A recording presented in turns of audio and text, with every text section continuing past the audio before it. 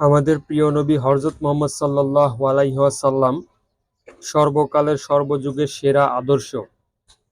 আল্লাহ তাআলা বিশ্ববাসীর জন্য তাকে সর্বশ্রেষ্ঠ আদর্শ ও রহমত করে পাঠিয়েছেন। কুরআনুল কারিমে মহান আল্লাহ তাআলা ঘোষণা করেছেন, আমি আপনাকে বিশ্ববাসীর জন্য রহমত স্বরূপ পাঠিয়েছি। তাদের জন্য রাসূলুল্লাহর জীবন উত্তম আদর্শ রয়েছে, যারা আল্লাহ ও শেষ দিবসের আশা রাখে এবং আল্লাহকে বেশি স্মরণ করে। রাসূলুল্লাহ সাল্লাল্লাহু আলাইহি ওয়াসাল্লামের সব কাজ ও কথা ছিল শান্তি, শৃঙ্খলা, নিরাপত্তা ও আন্তরিকতায় পরিপূর্ণ। দুনিয়ার জীবনের উন্নত দিক নির্দেশনা। তার অসংখ্য আদর্শের মধ্যে জীবন ঘনিষ্ঠ কিছু আদর্শ তথা উপদেশ তুলে ধরা হলো।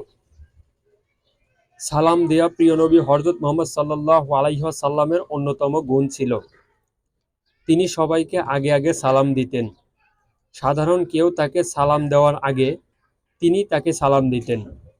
এটি ছিল বিশ্বনবী হযরত মুহাম্মদ সাল্লাল্লাহু আলাইহি ওয়াসাল্লামের অন্যতম একটি শিক্ষা। এ কারণেই তিনি বলেছেন, কথা বলার আগে সালাম দাও। আল্লাহকে বেশি স্মরণ করা। আল্লাহর জমিনে আল্লাহর দ্বীন বাস্তবায়নই ছিল বিশ্বনবী হযরত মুহাম্মদ সাল্লাল্লাহু আলাইহি ওয়াসাল্লামের মিশন। তিনি সব সময় সব কাজে মহান আল্লাহকে স্মরণ করতেন এবং আল্লাহকে স্মরণ করে বলতেন, আল্লাহর নির্দেশ, সুতরাং তোমরা আমাকে স্মরণ করো, আমিও তোমাদের স্মরণে রাখব। আর আমার কৃতজ্ঞতা প্রকাশ করো, অকৃতজ্ঞ হইও না। তোমরা আল্লাহকে বেশি পরিমাণে স্মরণ করো। ঈমানদারগণ, তোমরা যখন কোনো বাহিনীর সঙ্গে সংঘাতে লিপ্ত হও, তখন সুদৃঢ় থাকো এবং আল্লাহকে বেশি পরিমাণে স্মরণ করো, যাতে তোমার উদ্দেশ্য কৃতকার্য হতে পারে। তাহাজ্জুদ নামাজ। যারা বিনা হিসেবে জান্নাতে যেতে চায়, তাদের উচিত যত্নের সঙ্গে তাহাজ্জুদ নামাজ নিয়মিত পড়া। কুরআনে বিভিন্ন সূরায় এ নামাজের প্রতি তাগিদ দেওয়া হয়েছে। তাই প্রিয় নবী হযরত মুহাম্মদ সাল্লাল্লাহু আলাইহি ওয়াসাল্লামের পর সাহাবায়ে কেরাম, তাবেঈ, তাবে তাবিঈ সহ সব যুগে ওলি ও বিধানাধীন তাহাজ্জুদ নামাজ রাত কাটিয়ে দিয়েছেন। আল্লাহ তাআলার প্রিয় নবী হযরত মুহাম্মদ সাল্লাল্লাহু আলাইহি ওয়াসাল্লামকে বিশেষভাবে রাতে তাহাজ্জুদ নামাজ পড়ার নির্দেশ দিয়েছেন। আল্লাহ তাআলা বলেন, হে চাদরে আবৃত রাতের সালাতে দাঁড়াও, কিছু অংশ ছাড়া। নামাজ পড়া। নামাজ ছিল প্রিয় নবী হযরত মুহাম্মদ সাল্লাল্লাহু আলাইহি ওয়াসাল্লামের জীবনের শ্রেষ্ঠ ইবাদত ও আদর্শ। এমনকি তিনি যখন কোনো বিপদে পড়তেন, সঙ্গে সঙ্গে তিনি নামাজে দাঁড়িয়ে যেতেন। আবার কোনো কারণে কষ্ট বা হতাশা বা চিন্তাগ্রস্ত হলেও তিনি তাৎক্ষণিক নামাজে দাঁড়িয়ে যেতেন। নীরবতা পালন। তিনি দীর্ঘ সময় নীরব থাকতেন। আল্লাহর কাছ থেকে ওহী ছাড়া কোনো কথা তিনি বলতেন। এ কারণেই নীরব থাকা বিশ্বনবীর অন্যতম সুন্নত ও ইবাদত। কম হাসা। তিনি কম হাসতেন, কেননা বেশি হাসলে মুমিনের অন্তর নিস্তেজ হয়ে যায়। রাসূলুল্লাহ সাল্লাল্লাহু আলাইহি ওয়াসাল্লাম বলতেন, বেশি বেশি কাঁদো, অল্প অল্প হাসো। এটি কুরআনুল কারিমের নির্দেশনা। অতএব তার সামান্য হেসে নিক এবং তাদের কৃতকর্মের বদলাতে অনেক বেশি কাঁদবে। মুচকি হাসি। রাসূলুল্লাহ সাল্লাল্লাহু আলাইহি ওয়াসাল্লাম মুচকি হাসি হাসতেন। এই হাসি অনেক উপকার বয়ে আনে। হাদিসে এসেছে, হযরত আবু হুরায়রা রাদিয়াল্লাহু তাআলা আনহু বর্ণনা করেন, রাসূলুল্লাহ সাল্লাল্লাহু আলাইহি ওয়াসাল্লাম বলেছেন, সৎ আমলের কোনো কিছুতেই তুচ্ছ মনে করো না, যদি তা সৎ আমলটি তোমার নিজের ভাইয়ের সঙ্গে মুচকি হাসি দিয়ে মিলিত হওয়ার দ্বারা হয়।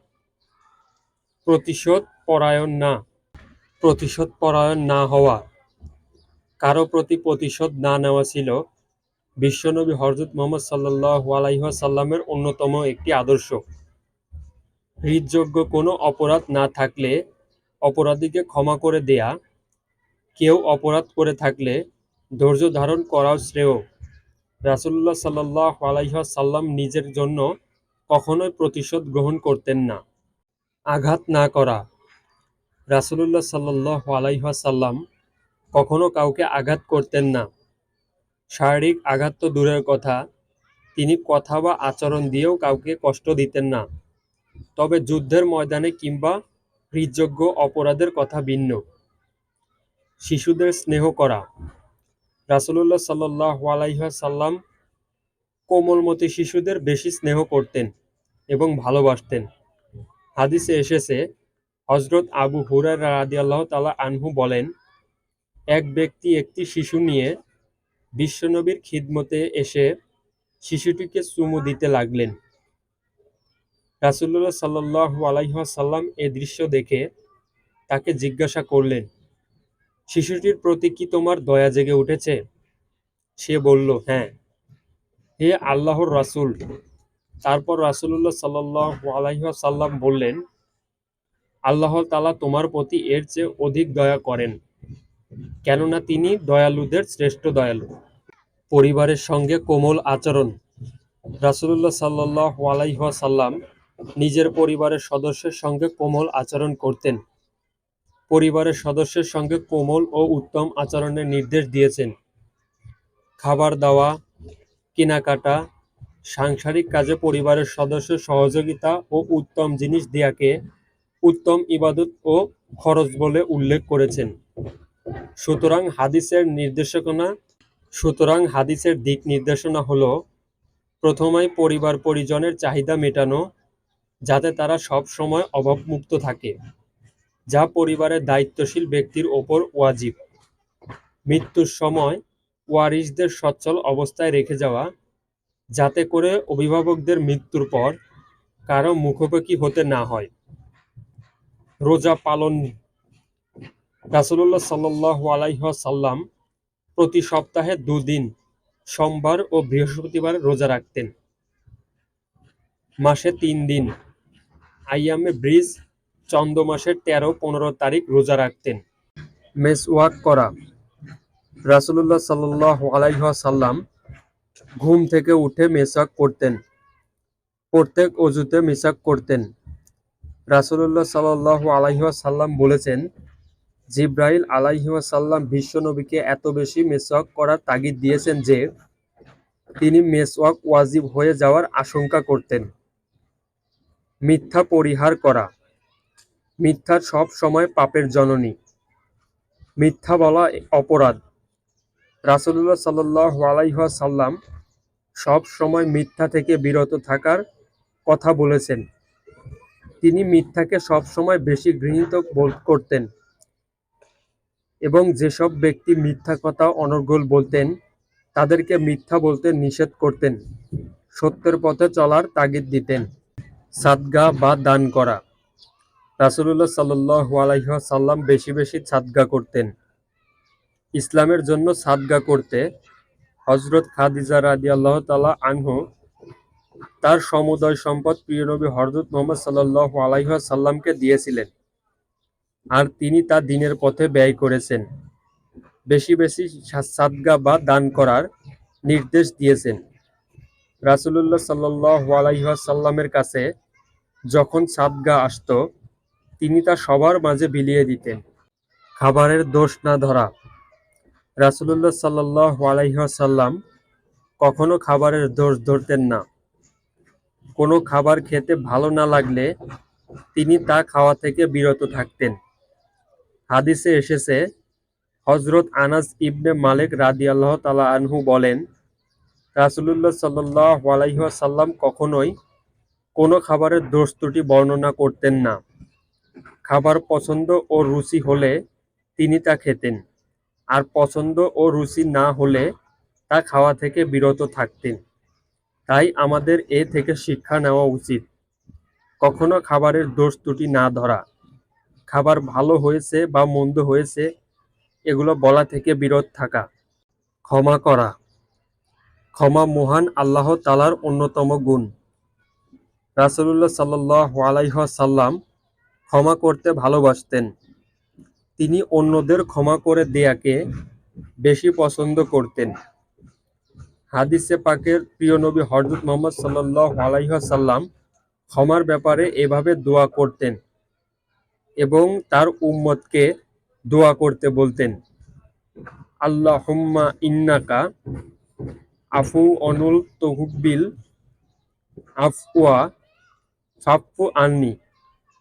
হে আল্লাহ, আপনি ক্ষমাশীল, ক্ষমা করতে ভালোবাসেন, অতঃপর আমাকে ক্ষমা করে দিন। মুসনাদে আহমদ ইবনে মাযহাব, তিরমিজি মিসকাত। কাউকে অবহেলা না করা। রাসূলুল্লাহ সাল্লাল্লাহু আলাইহি ওয়াসাল্লাম কখনো কাউকে অবহেলা করতেন না। কারো মর্যাদা বিনষ্ট হোক, এটা তিনি কামনা করতেন না। সবার প্রতি তিনি উদার ছিলেন। বিশেষ করে তার কাছে আসা সব ব্যক্তিকেই তিনি সম্বোধন করতেন, গুরুত্ব দিতেন, তাদের কথা শুনতেন। কাউকে অবহেলা করা ঠিক নয়। আমাদের সমাজে আজকাল এমনও মানুষ আছে, মানুষকে এমনভাবে অবহেলা করে। সুস্পষ্ট কথা বলা। রাসূলুল্লাহ সাল্লাল্লাহু আলাইহি ওয়াসাল্লাম ছিলেন সুস্পষ্টভাষী। তিনি ছিলেন সত্য মিথ্যার পার্থক্যকারী। সত্যের মানদণ্ডে তিনি ছিলেন স্পষ্টবাদী। কথা বলার সময় তিনি সুস্পষ্ট ভাষা কথা বলতেন। তার কথা ছিল প্রাঞ্জল ও সুস্পষ্ট। এমন কেউ ছিলেন না যিনি প্রিয়নবী হযরত মুহাম্মদ সাল্লাল্লাহু আলাইহি ওয়াসাল্লামের কথা বুঝতেন না। সুতরাং কথা বলার ক্ষেত্রে সবার উচিত সুস্পষ্ট ভাষায় কথা বলা, যাতে সবাই কথাগুলো বুঝতে পারে। আল্লাহ তাআলা মুসলিম উম্মাহকে প্রিয়নবী হযরত মুহাম্মদ সাল্লাল্লাহু আলাইহি ওয়াসাল্লামের এ গুণগুলোকে যথাযথভাবে মেনে চলার তৌফিক দান করুন। বিশ্বনবীর আদর্শে নিজেকে রাঙিয়ে তোলার তৌফিক দান করুন। আমিন।